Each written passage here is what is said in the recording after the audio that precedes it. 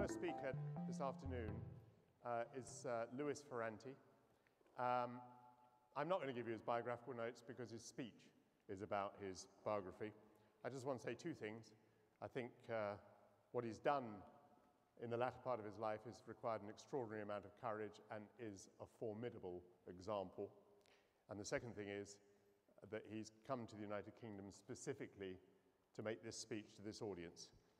And that's a pretty good reason for giving a really outstanding round of applause to Louis Ferrante. Thank you. A friend of mine he was the caretaker for John Gotti's Social Club in Ozone Park, Queens.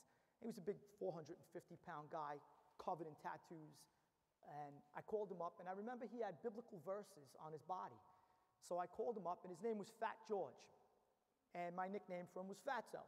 So I called him up, and I said, "Hey, Fatso, you got any books to send me?" This is when I got out of the hole. He said, "Sure. What are you into? Big boobs, fat asses, Playboy, Penthouse?" I said, "No." I said, "If you could send me books to read, I'd appreciate it." And he says, "Oh, what kind of books you want to read?" I said, "I have no idea, George." I said, "I just want to read something. I can't take it in here, and I feel like I have a lot of questions, but I don't have any answers, and no one in here is answering anything for me."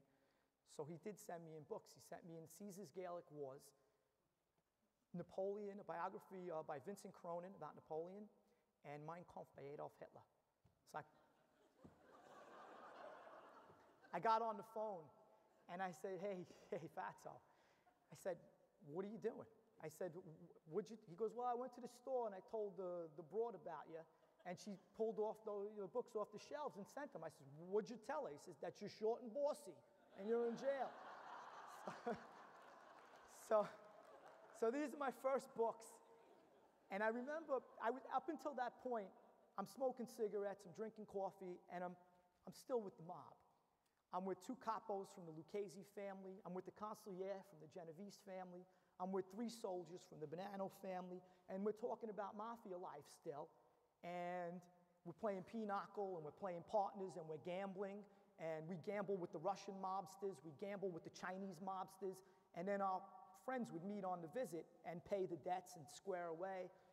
So I had my books now, and I said, "Gee, I want to read." So I broke away from the card game. And the former boss of the Colombo family, I was his partner. And he came over to my bunk, and he says, "Hey, Louis, I can't win without you. What are you doing to me?" And I said, "I want to try to read." And he says, "Good thing." I said, "I want to make use of the time. I don't know if I'm going to finish my life here." And he says, good luck. He says, "If you need books, I'll ask my boys on the street to send you stuff." I said, "I'm fine. I have some friends, thank you." I got through those books. I made vocabulary sheets every night, and I wouldn't pass a word without looking it up. I was going to change my life. And I felt after the first book I read, and the second and the third, that was the way. I was going to change it. And I started to feel free. In my cramped little surroundings, I felt more free than I had ever felt driving fast cars and living a fast life in a free world. And I said, "My God, what did I miss?" And if it took this to open my eyes up, so be it.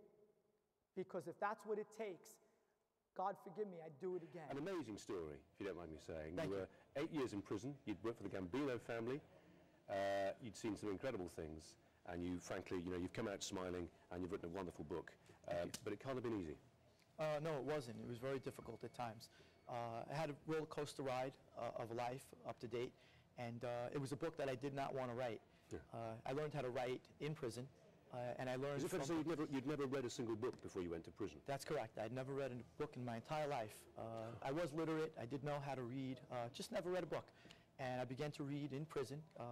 The solitude was a blessing in the end. I had nothing to do but read, and I fell in love with books. And I read until the muscles in my eyes ached, and eventually I began to write. And how I learned to write is because there's no college or university courses in prison to teach you how to write. Yeah. I would read the great 19th century fictional authors and see how they developed plots and built characters and developed a storyline. And I would analyze each of those authors, knowing that the greatest works would display their greatest talents. And that's how I learned how to write, and I wrote fiction. When I came home, I desperately tried to publish my fiction. I have not yet been successful with that because the world has changed. Everyone likes true crime. So the publishers and agents, etc., wanted my... Do you feel pigeonholed by that? Do you feel pigeonholed by the fact, well, here's a guy who was a Gambino insider, therefore he's You could write about crime. Yeah, absolutely.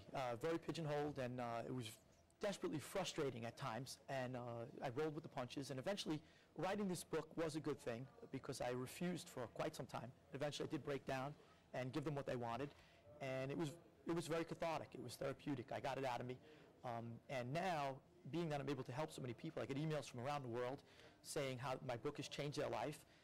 I've visited a number of prisons, youths at risk, and I get letters from people who would have gone down a horrible course, and they've changed their life around. Now, that's From when I was a kid, everybody, you know, guys in the neighborhood stole, and it wasn't like bad to steal. I could remember that guys went to jail, and the mothers would say, "My son's in college," and every mother knew that. You know, my uncle was in college, so my mother would say, somebody would see it and say, "Where's Anthony? Where's your brother?" She said, "Oh, he's at school." "Oh, he's back in school again?" He's been getting his master's now for like 40 years.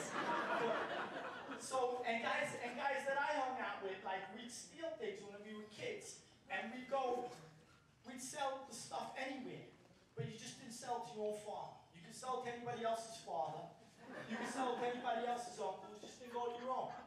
So, and when we started out, we were so young, I can remember we had no licenses, we didn't drive, and we'd steal car batteries. We'd break a window, pop the hood, take the battery, and then go sell it to some guy who worked all week. And it's a $100 battery from Sears for $10.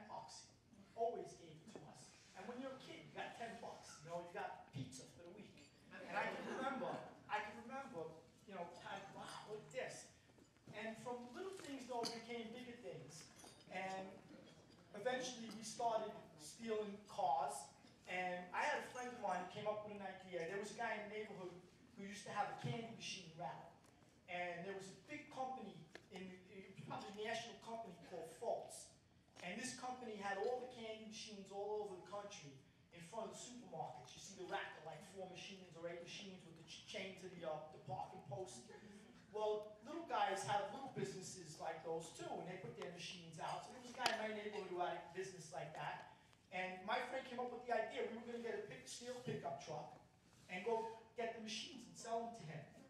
And first we checked with him, and he was willing to buy them from us. And we'd go and we'd tell the manager in the store. My friend was a good BS artist. He'd go and tell the manager, "We're here from Fultz to pick up the machines. We're going to give them a nice new paint job and return them to you." The manager would unlock the machines and help us load them into the truck. And he'd wave to us as we would pull away. We'd pull away and say, "Take care, we'll be back. See you tomorrow." As soon as I got to a prison, I asked for a library pass, went down there, took as many books as I could, wiped them out, went back, changed them again. And I used to read until the muscles in my eyes ached. I could remember sharp pains driving me down. I would be sitting on my bunk and I'd get a sharp pain in my head and just hit the bunk, and I'd wait till it eased, and then I'd start reading again. I gotta read more. I gotta read more. I gotta catch up with this world that I had fallen so far behind with. I gotta read more, and it became almost like an obsessive thing. One of New York's 5 mafia families, men. And we meet the real-life Tony Soprano, who's turned his back on the mafia. Now he's devoting his talents to keeping kids away from crime.